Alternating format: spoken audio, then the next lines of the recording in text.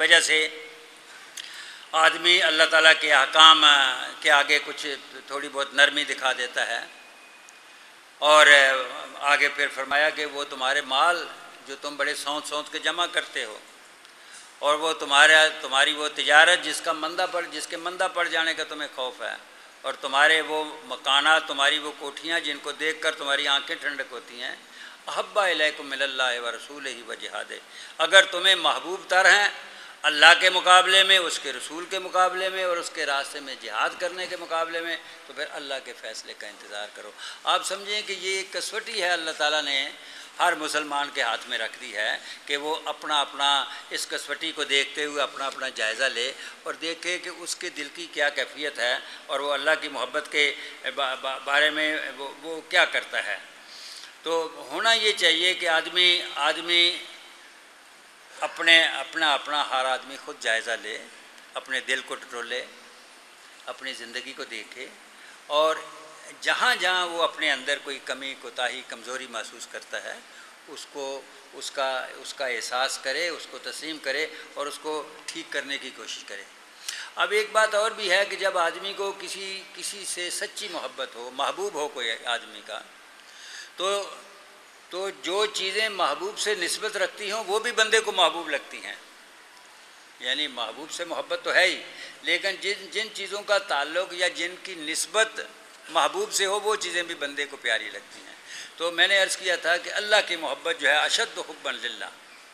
لیکن اللہ کی محبت کا تقاضا یہ ہے کہ اللہ ہی نے قرآن بھیجا، یہ اس کا کلام ہے، وہ بھی محبوب ہونا چاہیے۔ اللہ نے رسول بھیجا ہے، اللہ کا رسول ہے، وہ بھی محبوب ہونا چاہیے۔ اللہ نے احکام نازل کیے ہیں، اللہ کے بھیجے ہوئے ہیں، وہ بھی اللہ نے فرشتے اپنے احکام کی تعمیل کے لیے مقرر کیے ہیں، وہ بھی۔ تو گزارش یہ ہے کہ صرف یہی نہیں ہے کہ آدمی اللہ سے محبت کرے، بلکہ ہر وہ چیز جس کا اللہ سے تعلق ہے، وہ چونکہ اس کو اللہ سے نسبت ہے، لہذا وہ فرشتے ہوں، اللہ کے شاعر ہوں، رسول اللہ کے بھیجے ہوئے رسول ہوں، اللہ کے نیک بندے ہوں، اللہ کی اور نشانیاں ہوں، اللہ کی کتاب ہو، وہ ساری بھی بندے کو محبوب ہونی چاہیے۔ اور محبوب کا مطلب یہ ہے کہ آدمی اس چیز اس کو حاصل، اس کی رضا کو دیکھے، اور اس کی رضا کو سامنے رکھتے ہوئے آدمی ہر طرح کی قربانی کرے، اور محبوب کو خوش کرنے کے لیے آدمی کیا کچھ نہیں کرتا، آدمی دیکھے کہ وہ کام کرنے کی کوشش کرے جس سے اس کا محبوب خوش ہوتا ہے، ان کاموں سے بچنے کی کوشش کرے جن سے اس کا محبوب جو ہے وہ ناراض ہوتا ہے۔ یہ محبت کا تقاضا ہے۔ دنیا میں بھی آپ دیکھیں کہ جس سے آدمی کو دنیاوی لحاظ سے محبت ہو تو آدمی اس سے پوچھتا ہے، فرمائشیں کراتا ہے، جی آپ کوئی چیز بتائیں۔ اگر وہ نخرے کرتا ہے،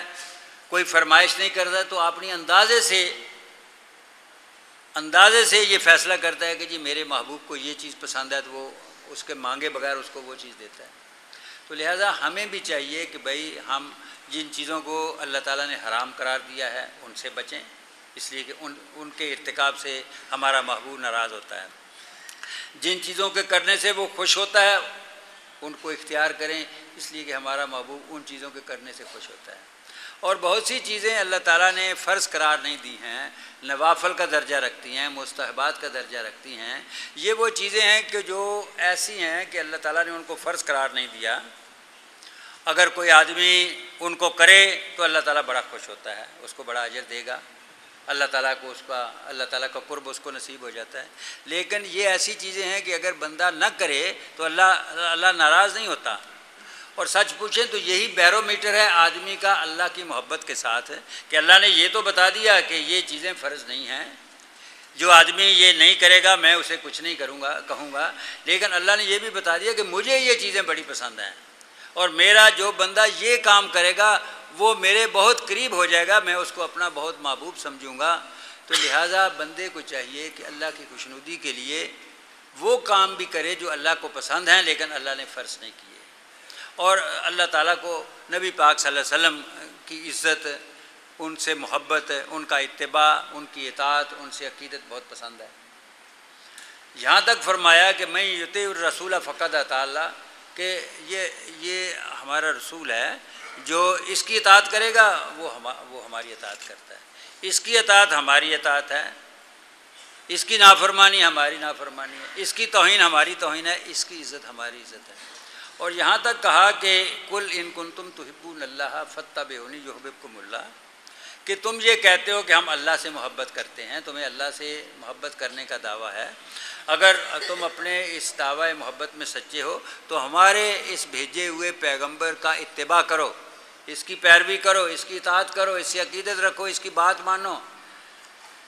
جو کام کرنے کو یہ کہے وہ کرو، جس سے منع کرے اس سے منع ہو جاؤ۔ یحببکم اللہ، تم اللہ سے کیا محبت کرو گے، اللہ تم سے محبت کرنے لگے گا۔ تو نبی پاک صلی اللہ علیہ وسلم کے ساتھ محبت کرنا یہ بھی اللہ سے محبت ہی کا حصہ ہے، اس لیے کہ میں نے عرض کیا تھا کہ اگر محبوب سے واقعی محبت ہو تو جن چیزوں کی محبوب کے ساتھ نسبت ہوتی ہے وہ چیزیں بھی بندے کو محبوب ہوتی ہیں۔ نعرہ تکبیر، نعرہ